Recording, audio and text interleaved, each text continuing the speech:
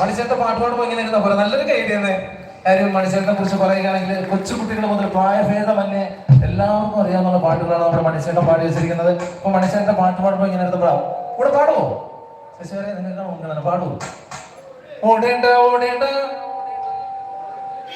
ഓമന പൂമുഖം ഓമന പൂമുഖം ഓമന ചുണ്ടത്ത് ഒരുമിച്ച് പാടാം.